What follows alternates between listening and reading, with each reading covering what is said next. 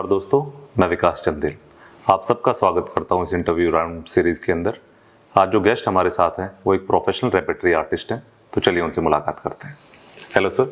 Hello, welcome in this show. Sir, आप अपने बारे में एक छोटा सा हमें इंट्रोडक्शन दे तो।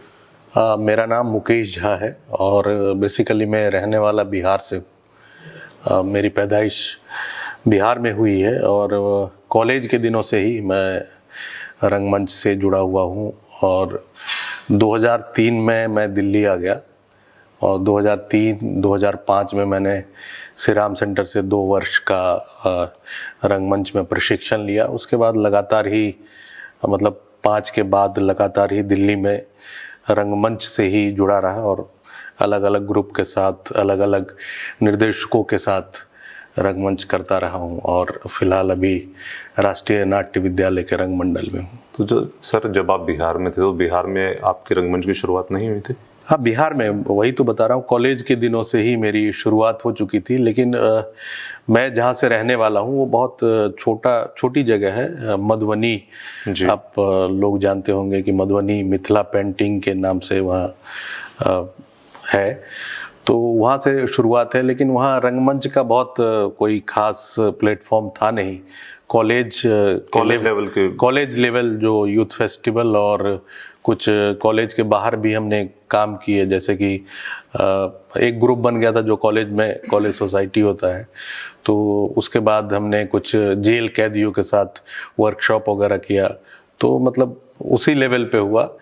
लेकिन जो एक प्रोफेशनल या एक कहते हैं कि एक व्यावसायिक रंगमंच, वो दिल्ली में ही आकर हुआ और तब से दिल्ली ही रहना हो रहा है। आपकी जब ग्रेजुएशन कंप्लीट हुई वो आपने बिहार से कंप्लीट की? हाँ, बिहार से की। उसके बाद आपने यहाँ के प्रोफेशनली श्री राम सेंटर को ज्वाइन किया? जी जी जी। जब आपकी ग्रेजुएशन कंप्लीट हुई तो आपने कोई और जॉब वगैरह की साइड ना जाके थिएटर को चुना? हाँ बिल्कुल। कैसे?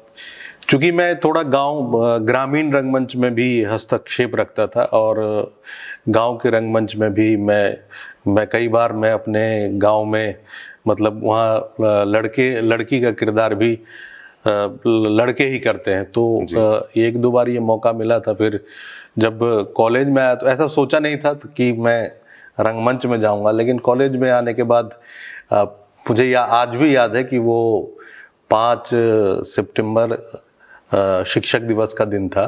तो मुझे आज भी याद है कि वहाँ से अनाउंसमेंट होती है कि जो कोई भी रंगमंच से जुड़ना चाहता है वो आ सकते हैं और हमारे साथ काम कर सकते हैं। कॉलेज सोसाइटी थी, फिर मैं जुड़ गया और पता नहीं उसके बाद कभी इस तरह सोचा नहीं कि नौकरी में जाना है या क्या करना है, चलता रहा। जब कॉलेज में थे तब आपको एसआरसी के बारे में पता लग गया था? हाँ, कॉलेज में ही पता लगा था।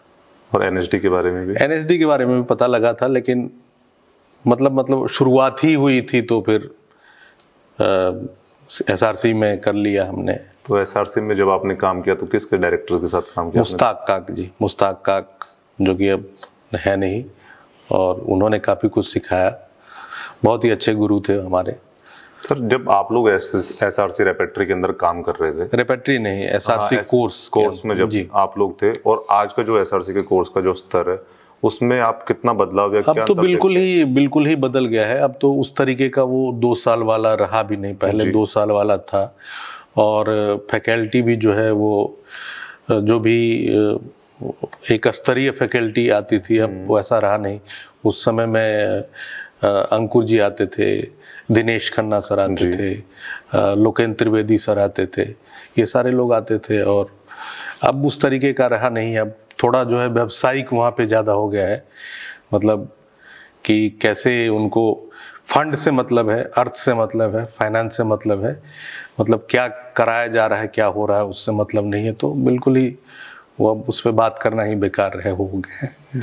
सर, एनएसडी रेपेटरी के साथ आप कितने टाइम से हैं? मैं अभी अक्टूबर में ही जुड़ा हूँ एनएसडी रेपेटरी के साथ। मेरा ये 2रा महीना है, तो ज़्यादा समय हुआ नहीं।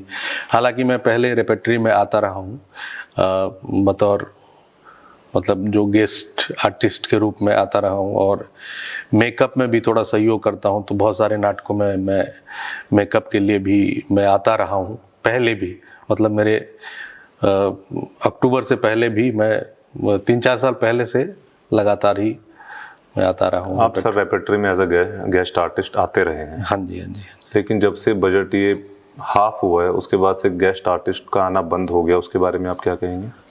दुर्भाग्य है कि मतलब पता नहीं तो सरकार क्या सोच रही है, क्या चाह रही है, हमें तो नहीं पता, लेकिन सुनने में आ रहा है और देखने में भी आ रहा है कि कला और संस्कृति को लेकर थोड़ी सी निराशा है सरकार की तरफ से। वो होना नहीं चाहिए, क्योंकि कहा जाता है कि किसी भी देश या राष्ट्र को यदि समाप्त करना है तो उसकी कला संस्कृति आप नष्ट कर देंगे तो वो पूरा देश ही समाप्त हो जाएगा एक तरीके से। जबकि इसको और भी बढ़ावा देना चाहिए सरकार को कि कला संस्कृति बढ़े, और इसके लिए भी जिस तरह से उनको अर्थ के रूप में या जिस तरह से भी वो कर सके सरकार को करना चाहिए। लेकिन वर्तमान में ऐसा देखा जा रहा है कि मतलब थोड़ी सी सरकार जो है वो आर्टिस्टों के मन में निराशा है इस चीज़ को लेकर। जी बिल्कुल। जैसे सर राजकला मंच ये आयोजन कर रहा है, इस तरीके का आयोजन कितने ज़रूरी है थिएटर के लिए? इस तरह का आयोजन बहुत बहुत बहुत ही ज़रूरी है कि राजकला मंच एक बहुत ही, मतलब मैं रंगमंच के लेवल पे मानूं तो पानीपत बहुत छोटी जगह है, क्योंकि यहाँ बहुत कुछ सुनने और देखने में नहीं मिलता है।